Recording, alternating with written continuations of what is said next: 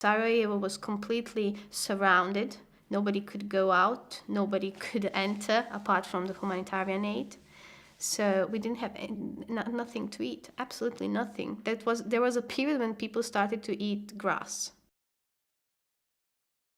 During the siege, my father and his neighbor decided to smoke a cigarette because they found out a cigarette. So they wanted, you wanted to escape sometimes, just to go out, to have a breath of air.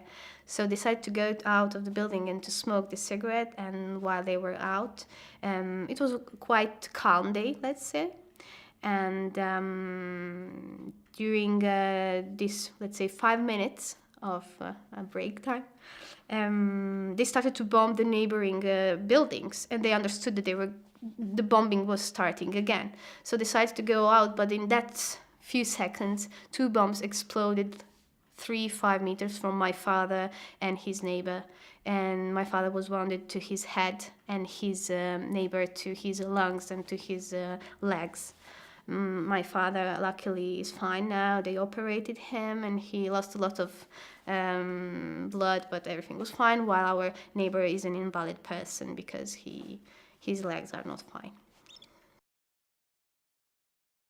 During that night, I remember they sit down and they just talked a lot, and they decided that the best way for me and my mom and my brother was to leave the country. And maybe just for 3-4 months, it was a spring period. So they said, okay, you go to Croatia, there is a seaside. Our neighbor had a house down there, so maybe you will stay there and then you will come back. Okay, we never came back after that. We just came back to Sarajevo after 10 years.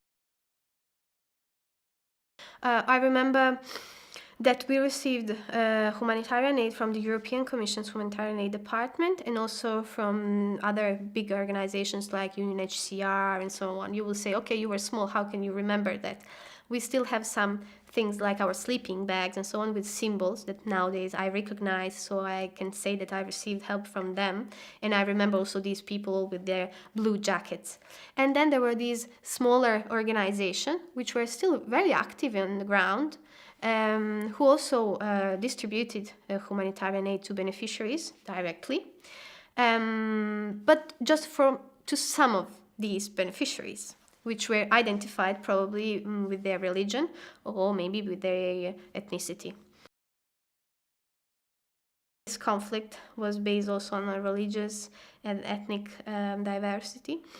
And I come from a mixed family. My mother is a Bosnian Muslim, my father is a Bosnian Serb.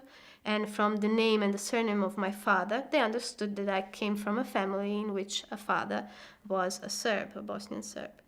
So we didn't receive help from some organizations, smaller ones, but some people had maybe 7 kilos of oil, liters of oil, and we had 4.